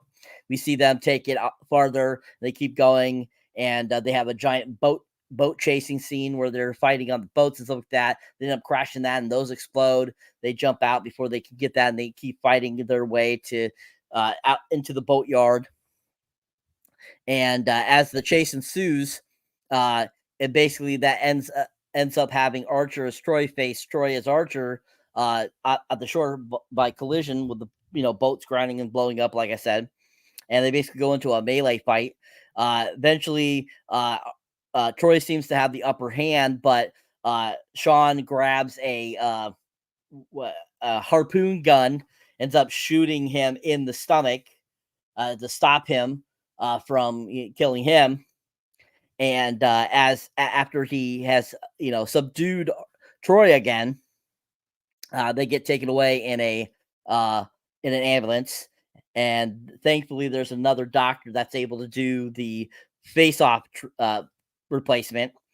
They end up showing him having his face, getting ready to go under and have his face put back on him and all the stuff you put back. But before he goes under, he says, "I don't need that bolt wound scar anymore because I am now whole." And basically, he ends up cutting out, goes back to Sean Archer's house with Eve is, and she sees somebody walking up, and she makes her way to the front door, and Sean comes around the bend, and it's really Sean again finally, and they hug and embrace. And then Dominic Swan's character ends up coming around and saying "Dad," and runs over and hugs him too. And they're hugging, and he's like, wait 1 second. And then all of a sudden he goes back around the corner, comes back, and he has Adam and say, Adam's going to be now a part of our family.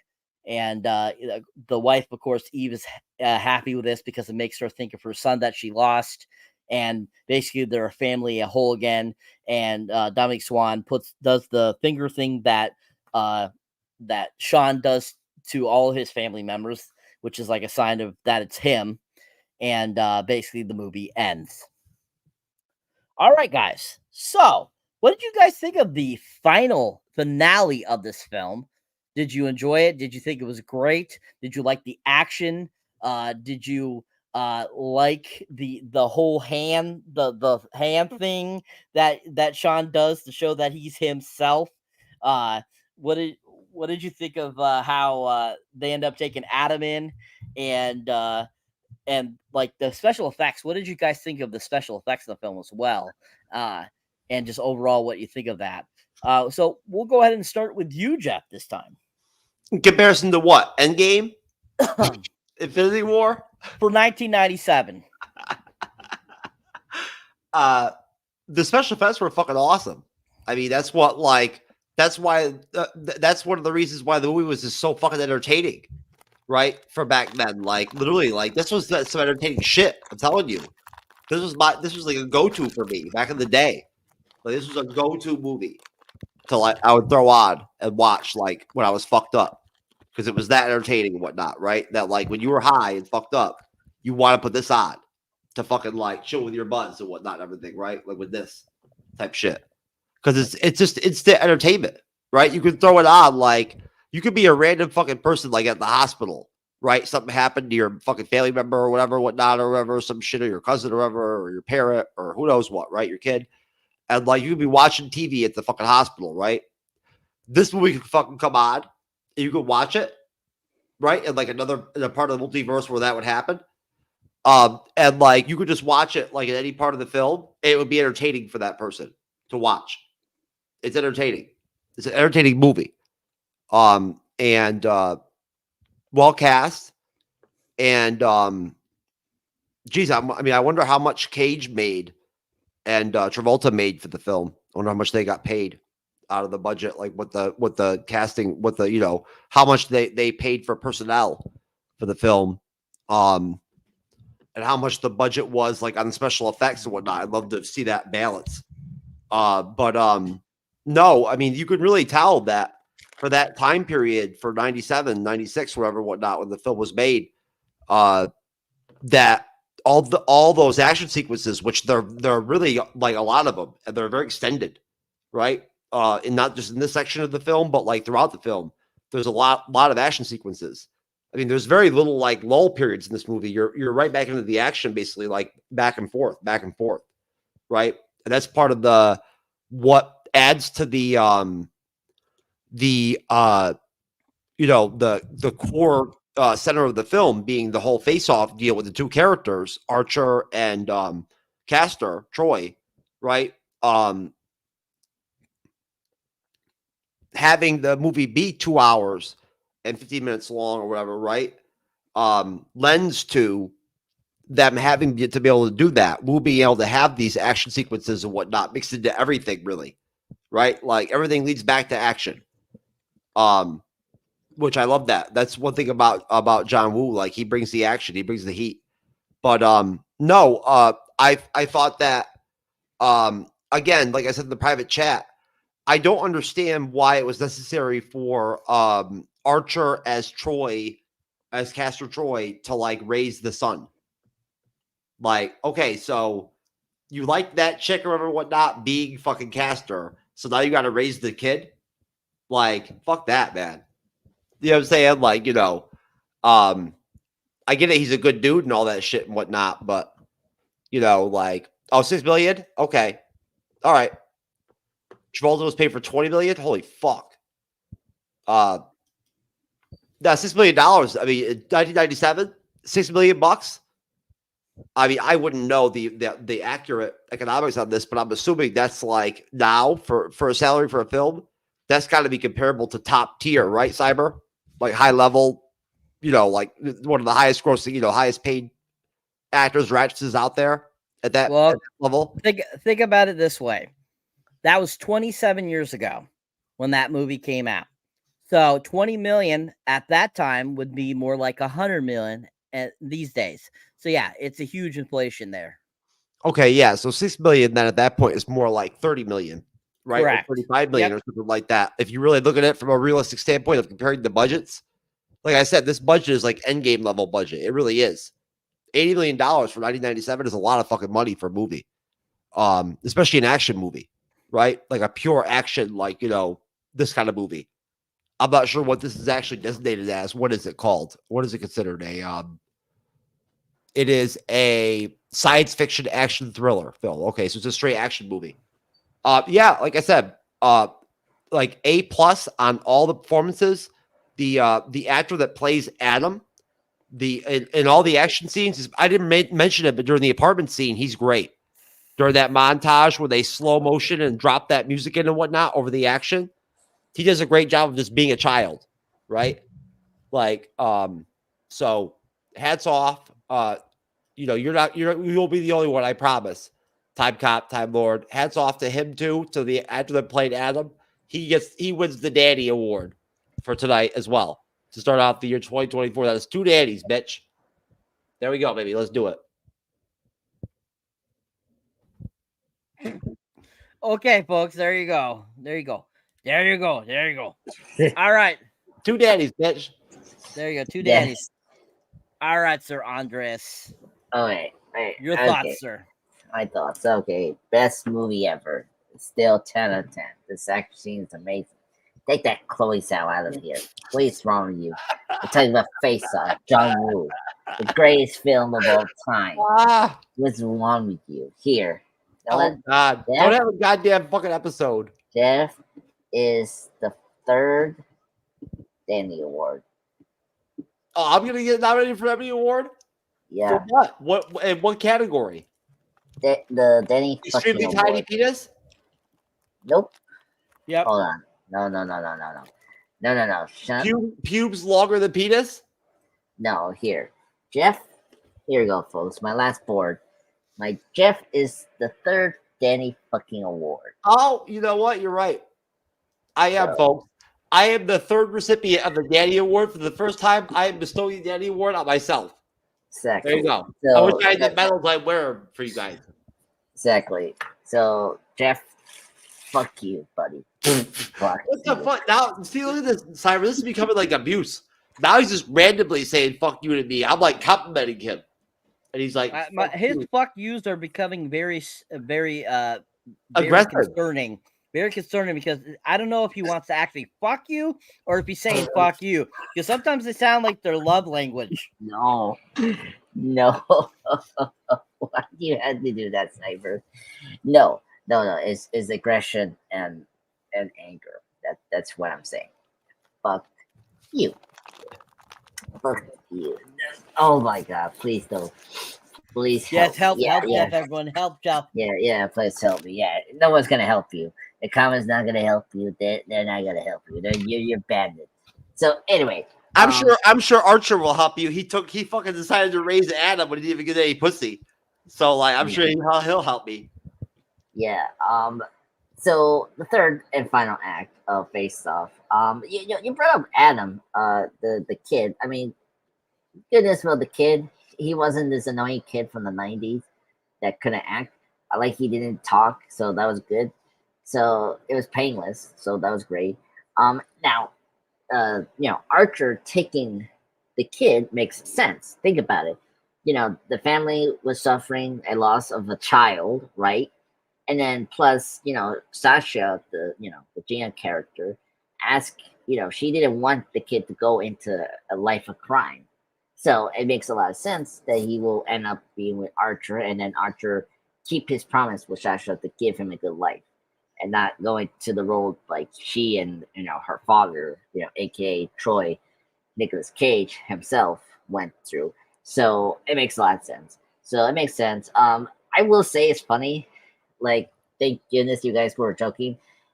What is it with Travolta in the hand? Like he put his hand at his kid Michael, and then of course this kid Adam, weirdly, like almost like I'm petting you like a cat or something like that. I don't know. It was so weird, and it was hilarious that the daughter did it as well. She like put her hand at Adam as well, like how his dad did it, like down, which was so funny.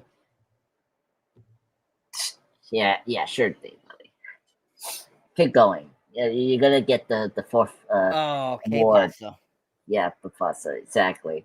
I don't know. I was cracking up so hard when the daughter just put her hand at Adam's face, and it's like, "Welcome to the family." So, but yeah, I also brought up a couple times the doves. If you're not a John Woo fan like me, Cyber, the doves is such a recurring thing in John Woo's movies. They're always doves. In this whole movie, I was like, "Where's the doves, man?" It was so weird. Like, I was like, I'm watching a different movie, and then we got to the climax, to the church, and you see the doves. I was like, yes, he didn't forget the doves are so important. And so, oh my god, it was so hilarious. I was so happy that the doves were there, because I was like, oh yeah, this is a John Woo movie. And oh my god, the shootout in the church was so epic. The doves are no. Well, actually, that makes a lot of sense. But anyway, that's true. They were White Vision. The doves are going to be the Thunderbolts. Oh my god, they're going to be in the Thunderbolts. They have to be in oh my god, what is it? Captain America Brave New World, and they're going to be in the Avengers Secret Wars Part 1 and Part 2. Like, oh my god, that's going to be best name about the MCU, the doves. What about the dove guy or whatever, whatnot, and the fucking Daryl Dixon? Remember him? The pigeon guy? The pigeon guy, yes, Pigeon Man. That was Pigeon sad, Man. I know. Man. Holy fuck. Pigeon, oh my god. RMP, Pigeon Man. We Pigeon still Man. remember you. That shit was rough, man, when they killed Pigeon Man. Yeah. Motherfuckers. Yeah, it's all your fault. Thank goodness Daryl was there to kill them, those motherfuckers.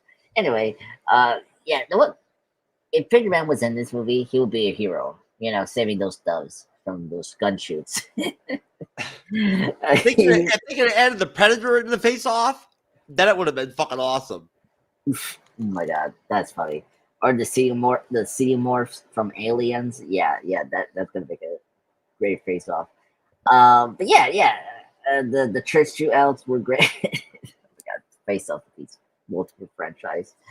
Yeah, the shootouts in the church was great. I was sad they that Sasha died, but I like that she became a hero and saved Eve. That's the wife's name, right? Eve? Mm-hmm.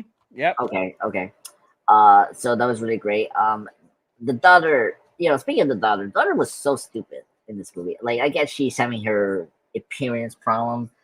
Speaking about her boyfriend, she got almost raped. Is by what's it, Danny Marshall, the guy from That 70s Show. So it was really creepy that he was attacking her, and then real life he's accused of the rape accusations.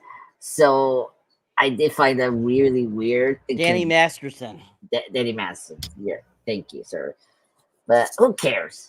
That man is a criminal, so I don't care. What did he say, Danny? What did he actually say? Masturbation, I call it. Oh, masturbation. Danny. Okay. Oh yes, I call him Danny Masturbation. Don't answer, Cyber. It's perfectly fine. No, thank you, Cyber, for correcting me. Anyway, so it was great, and because Troy introduced the knife, the Swiss Army knife, whatever you want to call it, and what after the daughter shot Nicolas Cage, her father by accident, she used the knife against Troy, which was great. So a great payoff from the knife, which was good. And then we get into the boats, which is great. Great action scenes where you see it, like explosions, gunshot, like mayhem was crazy. And then when we got to the final battle, like each of them are just getting stabbed each other in the leg, the stomach, and it's just crazy that how much they're taking these blows, because they should easily die, especially Troy, because he's just been running out of luck, which is crazy. And I was so happy that Archer killed him, because he was getting annoying. And when the Buzz character, the guy that say his name finally towards the end, he's actually the voice of Superman from All Star Superman, which was cool. James something. He's a good actor. I saw him in the TV show The Good Witch, which is great. But yeah. So when the authorities know he was Archie, that was good, and he got his surgery, and him not getting his scar made a lot of sense, because he now feels whole because he killed Troy, which is good. So, and that's where we're at. And I was not surprised that Adam was going to be there. It was a payoff of the promise that he said to Sasha he will take care of the kid, and bring him into good life and all that. And hopefully the marriage safe and all that. So great film, great final act. Was not more to like, and plus the pacing was great. So that's all I have to say. Excellent. Thank you, sir. Excellent. Both of you. Great job. Great jobs. My final words on the film is, like I said, the whole entire film I think is really fantastic. It's one of my favorite action films. I love Travolta and I love Cage in it. I love everyone in this film because they all did great at their parts and were all fantastic. The action scenes were on point and action packed. Even 27 years later, they still look fantastic to this day. And I just love the whole concept, the whole thought process behind this. And I love the whole, get even with somebody that killed my kid type of vendetta thing. I like that whole concept too, because it feels true to me. Because if I had a son and I lost him like that, I definitely would feel that same way as well. Because, a bond between a father and a son is very endearing, very, hard to get over, especially because he's your son, because you want your son to grow up and amazing and stuff like that. So I think that this movie is a true testament to how great the 90s were for action films, for Nicolas Cage, for John Travolta. They were this was their height of some of their best films, and even all the other secondary characters so that were so well done. Joan Allen went on to do The Contender a couple years after this, and that was a big success for her. I really haven't seen her in anything much over the last, I would say, 10, 15 years. But she's a pretty decent actress. I think she does a really good job. I think she's great. And she definitely has a lot of that, Girl Friday feel, I feel. And I think that she's really good. And I think that there's, a lot of great potential that they could take from this to make a sequel. And I think that would be cool if they made a sequel with Nick Cage and Travolta, or even just Nick Cage. I think it'd be interesting to see that, and so, it could be like that. But anyways, who can be on OnlyFans? Who? Joan Allen. Oh, there you go. She could have her OnlyFans. Okay, there you go, folks. Joan Allen, OnlyFans. Who else? I wasn't sure. Anyways, Dominique Swain. Oh, she was one of the co-creators. There you go. Yep, she could be. Yeah, I mean, with that, like you said, that picture of her, she looked like a slut. You see her? She looks fucking scandalous. But yeah, totally. But yeah, great movie, great film. Excellent, guys. Let's go around and once again give our amazing rankings, and then we'll get into our into all the rest of the stuff and get out of here. So I will start off by saying I give this a giant 10. Giant 10. It deserves every 10 it gets. It's a fantastic film. Andres, your number. I don't think words make this powerful for this film. So I'm gonna write it down on my board, tell everyone what's my feelings about this film. And it's pretty obvious, because I've been saying that throughout this series. It's god damn it. I hate this goddamn background. Anyway, here we go. A 10 out of 10. That's right. 10 out of 10. Andreas Diaz for today. That's what it is. It's perfect. It's a masterpiece. I love it. Go ahead and check it. It's one of the best John Woo movies. But it's number 2 for me behind The Killer. Hard Boiled is great. Number 1 is Hard Boiled. It's really good. But yeah, so highly recommend this. Very happy that I got to talk about this film. Jeff, you're Jeff, ready, you move. sir. Jeff, move. Oh, look at this. Don Swan. Oh my god. Oh my god, dear Lord. I'm sorry, folks. What is this? Joe Allen. The Rick's one. Oh my god. That's it for all their world wars. Oh my god. Oh dear. All right, folks. Jeff, we can't hear you, sir. Cyber, is that code for threesome? Like that little mark you made or whatever, whatnot on there? Dominique Swain and that Joan? Is that like the No. Oh, okay. That it's like an asterisk saying for all their works. Oh, okay. Because I was going to say, you know what? Honestly, I've got to give a 10 on the whole concept of having a threesome with Joan and Dominique Swain from this 1997. That would be fucking like a 10 on top of a 10, like a 20. Like, seriously, I mean, come on, y'all. That's a 20, right? A threesome with fucking Joan Allen and her daughter for the movie. Talk about the role play you could play with that. You could do with that, right? You could do your own personal face off in the bedroom. It'd be fucking dope. That would be like a 25. So there you go, folks. We went from 10 to 20 to 25. There we go, folks. So 10s all around. That is the conclusion of our face-off review. And it's awesome. It's a fantastic film. You should definitely check it out if you haven't seen it. And I will give it over to Jeff to take us out with the all that good stuff. I've got you unplugged, sir. Good job moderating tonight, sir. Right at the 2-hour mark, you went to plugs. Perfect timing. Unlike Mr. Andres, the pop culture guy, Channel Presents, who, even though he's Time Lord, Time Cop, and like time slips and whatnot, everything daily and shit and whatnot, different dimensions and shit coming on the show. Okay. Still late. No, how about this, Jeff? Fuck. F-U-C-K. Oh, you went to 2870, huh? Yeah. So, yes, hello, everyone. My name is Pop Culture Guy, Andreas Pop Culture Guy, Channel Presents. up to 870 subscribers up to this week. I'm ready to see it.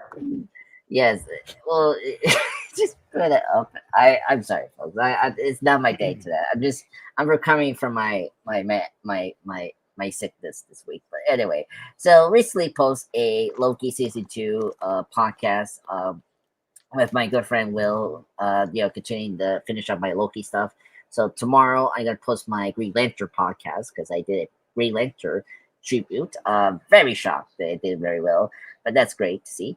But yeah, and then check out my Lois and Clark retrospective review of my top 13 favorite episodes from that show, 4 seasons. But yeah, so thank you guys for supporting me and Cyber as well. So excited that we're doing 2024 fresh start. I'm up to 870 subscribers. Help me and Cyber to reach a big mark this year before 2025, please. We need those marks. So that's all I have to say. And what are we reviewing on Sunday at 10 p.m.? Oh, yes, I forgot about that. Yeah, so our next live stream, me and Jeff are going to do Shang-Chi and the Legends of the Ten Rings, the MCU Phase 4 project, which I love. That's my favorite Phase 4 project, so I'm excited to review that with Jeff and excited to hear what Jeff's opinion is. So that's it. Oh, plus, I saw Godzilla -1 and Aquaman 2. So hopefully me and Jeff will do like a mini review in maybe the Monday report, or we'll do like a full podcast with Cyber someday. I'm sure Cyber probably has. I was going to say Cyber probably has opinions on those films too. Yes. Oh yeah, I've seen both of them too. Yeah, I was shocked that I had a chance to see Aquaman 2 today. My friend was like, "Hey, I was available. Let's watch this movie." I was like, "Yeah, sure." I'm jealous of both of y'all of Cyber. I'm going to see Godzilla -1 with Trevor tomorrow. Yes, I heard. Good luck. I love that movie. It's one of the best. Yep, great movie. Great movie. Yeah, as you can see there, I just put up my review of it. 353 reviews or something. Hey, like that. good job. Pretty good. Anyways, so yeah, Cyberneticshark here. If you enjoy my moderating, enjoy me on the panel, and enjoy me here on the MCU'S Bleeding Edge, definitely go check out my solo content underneath Cyberneticshark. You can find me pretty much on all social media platforms. As you see there, my most recent review is Godzilla -1, which is a fantastic Godzilla film. First one from Toho in 8 years. And it's a really fantastic film. Definitely check that out if you haven't. Check out that review. Just put up my Kung Fu Panda 4 trailer reaction. Definitely check that too as well. Can't wait to see that in March. It looks freaking hilarious. Cyber, is that the new Ghostbusters film? Yeah. Yeah. Frozen Empire comes out in March. And then, and of course, I'm up to 724. I picked up around 7 subscribers in the last week. So pretty happy with that. Yeah, definitely you'll be seeing my Ferrari review soon, my Iron Claw review. My Napoleon review will be up tomorrow for the Napoleon film, which was a fantastic film as well. Soon you'll see Wonka and of course Aquaman 2, The Lost Kingdom up soon. Yeah, keep checking out my shorts, people. The shorts are fun to do. Little reviews, stuff like that. And yeah, keep on truck and get us to that magic 1,000 mark. It'd be great just to hit that 1,000 mark. As you can see, I'm 100. Yeah, I am 200 and 280, 200, a little under 280 to go. Mr. Cyber, how is the Iron Claw? It was fucking fantastic. Yeah, it's a must see. Must see. How long was it? It's like 2.5, 2 hours and 10 minutes. Okay. And how was Ferrari? Really good too. Refreshing because it wasn't like a whole biopic. It was about just a portion of his life. They ended up coming out with, we talked about this before in 2023. They ended up coming out with a lot of films at the end of the year, didn't they? Yep. Yep, we did. I mean, making up for all the last 2 years that they didn't have anything. Yeah. Yeah. It seems like, I mean, literally, like it seems like the cinema is full of movies to go watch right now. It's like, they've got more than like, like there's more than one to choose from to, like when you go right now. But hey, folks, let me just real quick, just screen share over to our website and whatnot, because I haven't in a long time. And I'm revamping it right now. Currently, as you can see, it doesn't look proportionally the way that it should. But just to be clear, we have one. It's up. It needs to be tweaked a little bit and whatnot. But everything that you could possibly need regarding us is on here, right? Again, it's a work in progress. It should probably be completely finished and published within the week. But essentially, contacting us is on here. Collaborations, guest opportunities are on here, right? Who we are, what we do, all that. It's right here, right? You can see right here, shows we've just recently done. They're right there. That's the most recent shows to that at that time. There you go. There's our website, themcusbleedingedge.org. Yep, check it out, people. And hopefully, as I told Cyberneticshark, I can get Andres, the pop culture guy, and Cyber to come in and contribute a little bit here and there on the blog with me, right? So we can actually get that blog going and keep it rolling. Because I actually like blogging. It just becomes kind of like boring a little bit for me after a while. But Cyber, thank you, sir. Great moderation. Face Off is a great movie. 90s classic, without question. I don't know what kids like these days would think of it and whatnot, if they'd be as entertained as I was when I was a kid. But I was certainly fucking like, literally could not have been happier than when I was a teenager seeing this movie. Really enjoyed doing it with Andres, Pop Culture Guy, and Cyberneticshark for the MCU's Bleeding Edge. Happy 2024, folks. We have a lot of great content for all of you. We've got Echo coming up. I know we're all three of us are excited for that. Right? I've already put together sort of a team for that and whatnot and everything. We have What If coming up on Friday, episodes 4 and 5. I believe I'm moderating, right? So, correct.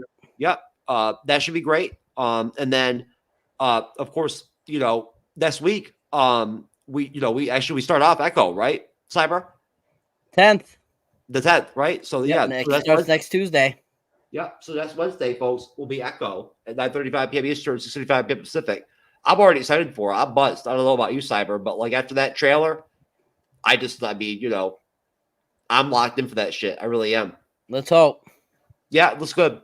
Anyways, folks, again, happy 2024. We appreciate all of you. We'll see you next time. Later.